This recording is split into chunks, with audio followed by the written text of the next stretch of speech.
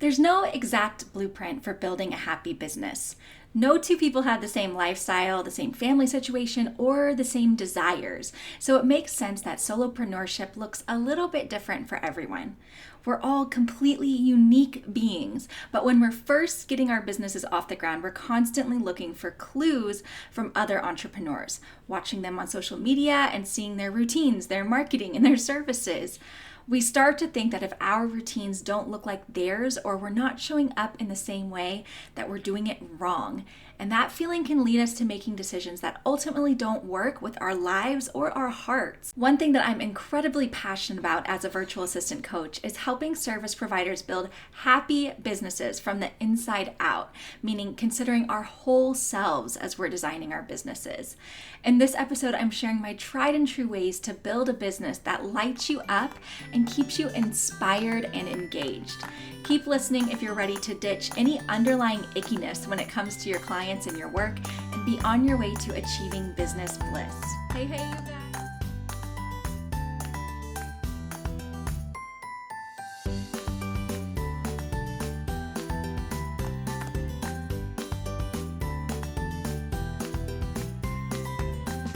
Hey, you guys. Thanks so much for tuning into the Support Squad podcast. Building a happy business, like if I could sum it up in one word, it's what I want for myself and it's what I want for all of you. I've had a lot of bumps along the way on my road to building a happy business, and I feel like I'm getting there, and I've learned so many lessons along the way. And today I really want to share with you guys the little things you need to pay attention to and the places to really check in with yourself to make sure that you're building that happy business. So the first thing is you need to find your deepest intention for your business, which you might hear as your why, but when we're thinking about it in this deeper way, I see it as my North Star. This is a word that you hear coaches and thought leaders use to describe that thing that motivates us and points us in the right direction, that thing we can always come back to. For me, to put it in one word, it's always been freedom. So freedom to be myself, freedom to choose my own schedule, freedom to bend and flow with the seasons, freedom to be present with my family. That is my North Star. That is what I'm always searching for in my business. That freedom of self, freedom of expression, freedom in my life. That has been my North Star. And when I come back to that continually as the North Star in my business, it always keeps me pointed in the right direction. When you're working on determining that North Star, you need to think past just income goals or past what kind of work you want to do. And you really want to think about the way you want your life and business to feel. Do you want to feel jam-packed and busy? Do you want to feel more flowy and open? You have to think about what that is. And that looks different for everyone.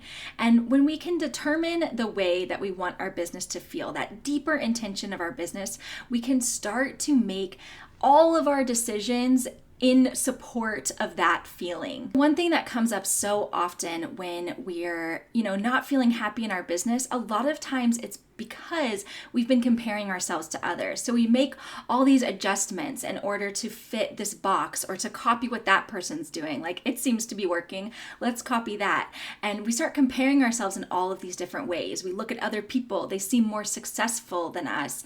And what having a North Star and a deep intention for your business means is that it frees you from having that comparison, because you realize that someone else's North Star, their intention behind their business, their motivation, it might be totally different than yours. Their decisions are being led by their own North Star. And so if you can remember your own deeper intention, it's going to free you from comparing yourself, and you can always come back to yourself. The best way to connect to your North Star and to keep it at the forefront of your mind is through lots of self-discovery.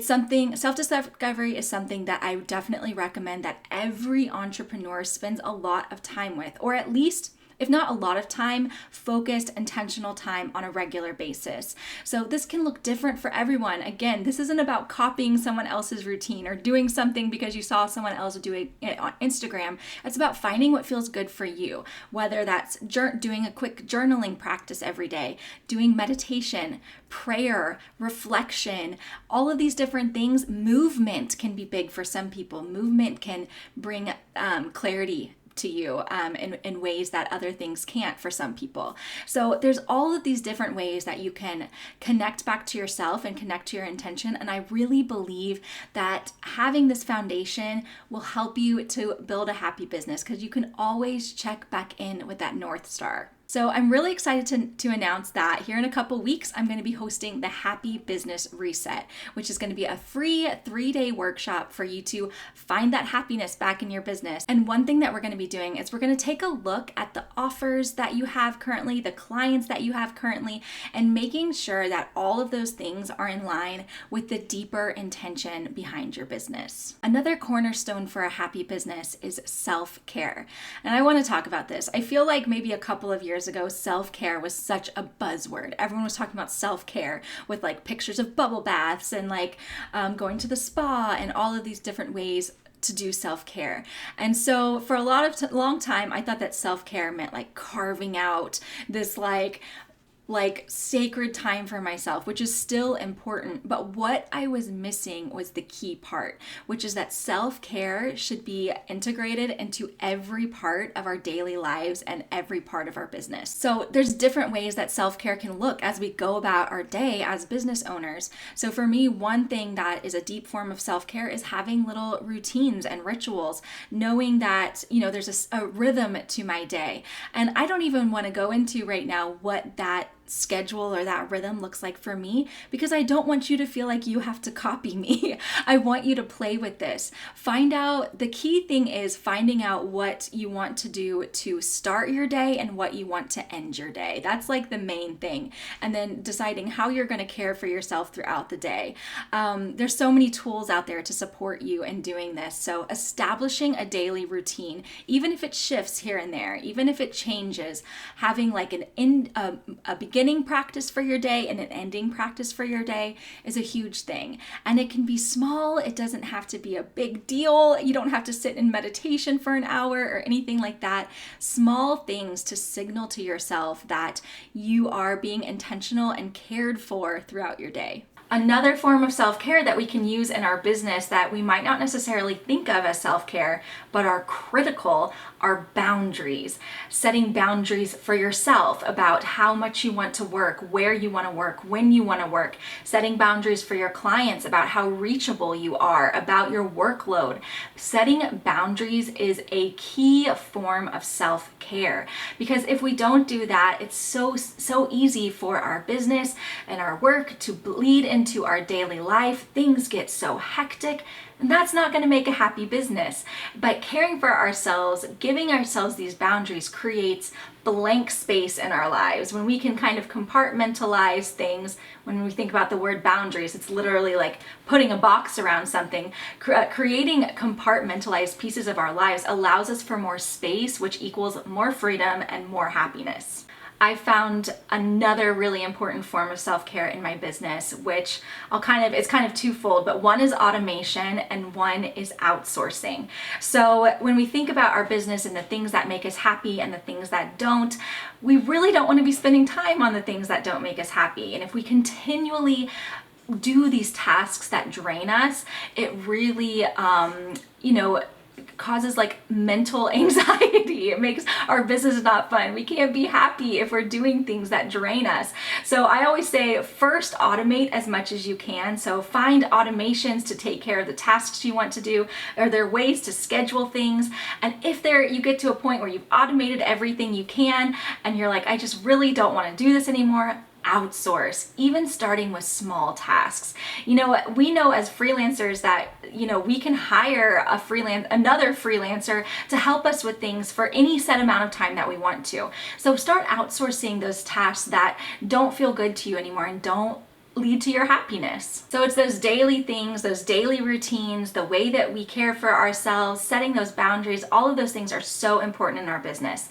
And in the Happy Business Reset, we're going to be looking into in depth the daily routines that you have in your business, your daily habits. Well, I can't remember who said the quote, but really when we look at our life, it's really made up of those daily habits. And when we look at our success and our productivity, it all comes back to how are we spending our time and how are we caring for ourselves. So in the Happy Business Reset, we're going to be examining all of that and making sure that everything is in alignment. A very powerful shift happened into my business when I read Kate Northrup's book, Do Less.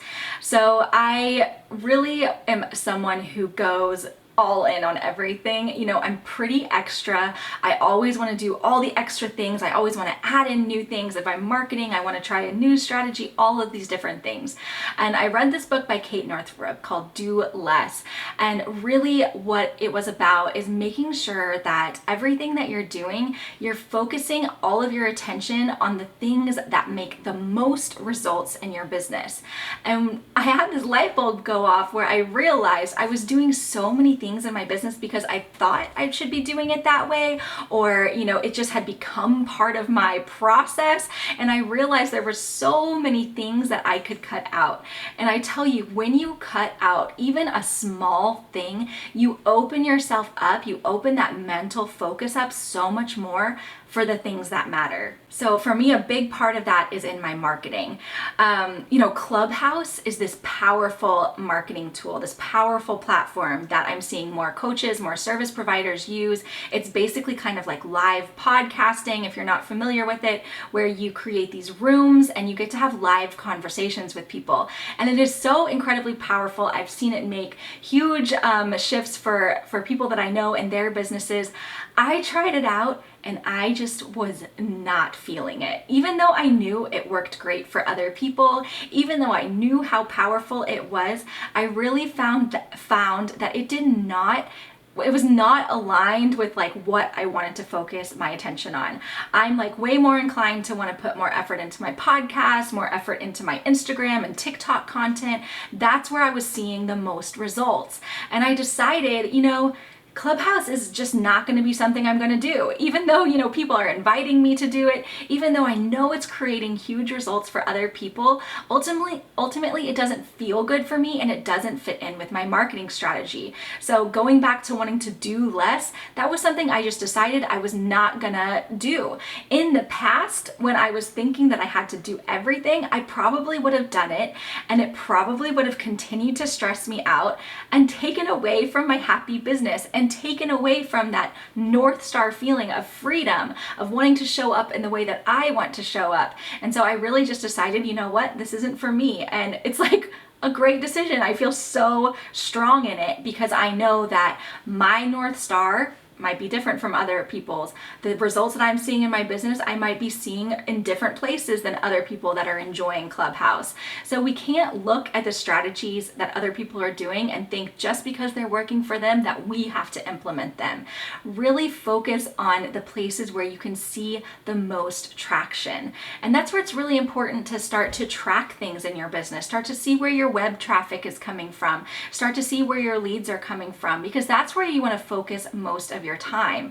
And ultimately, I found the places that were getting the most results, those are usually the places that were having the most fun. Because it all comes back to that law of attraction. When we feel good about what we're doing, when we feel like we're in our zone, we're gonna attract people and we're gonna feel that kind of aligned, energetic exchange. Whereas if we're forcing ourselves to show up on a platform that's not working for us, ultimately the audience is gonna feel that too, and we're not gonna see those results. So show up on the places where you feel good and the results will follow. So again, in the Happy Business Reset here in a couple weeks, we're really going to take a look at your marketing strategies. We're just going to see where you're focusing your time, whether you're dividing your energy into places that just aren't working. We're going to hone in on the places where you feel really good, and we're going to come up with a strategy that feels happy and aligned for you. This next one is huge. It's about seasons. It's about embracing the seasons in your life and in your business. If you've listened to me for a while, if you know me personally, if you know anything about me, you know that I am an entrepreneur who does not believe in hustle. I don't like the idea of pushing and pushing and pushing. And I don't believe that pushing works unless it does. I have found that there have been seasons in my business where I have had a burst of energy, where I've had an idea that I wanted to get out, and I know I'm just gonna have to push through to get it out there. And then I definitely have seasons in my business where I want to retreat a little bit, where I want to spend more time with creation, more time with planning, and more time with that. And when we can start to recognize these seasons that happen in our business, again, just like before when we're talking about the North Star, knowing what's important to us, we can release that judgment of ourselves. We can know, like, right now, I'm not feeling like pushing, but that's okay, because the season I'm in, I am more like planting seeds and all of that. But there will come a time where I want to push in my business, and it's going to be whenever I feel that energy and that nudge to do so. So it's really cool to start to pay attention to your natural energy cycles. And this is where like having a planner or a calendar or a journal where you can track things really comes in handy. So there's two kind of cycles that I notice in my life. So first of all, there's like the throughout the year, the seasonal cycles. So during winter, I'm way more inclined to want to not be as visible, to spend more time planning. In the summer, I kind of want to be playful and just flow and show up. In the spring, I want to create, and kind of the same in the fall. I want to create. And so knowing that I have these seasons in my business allows me to focus my intention on the right things at the right time. Similarly, following my menstrual cycle, my moon cycle, as some people call it, has been really helpful for me too. It has allowed me to release so much judgment of myself, because it's just not natural to think that we would move forward at the same pace every month when we have this natural cycle that determines our energy and all of our emotions and all of these different things. And once you start to track your cycle, you really find that there's times during the month where you feel like showing up, and there's times when you don't.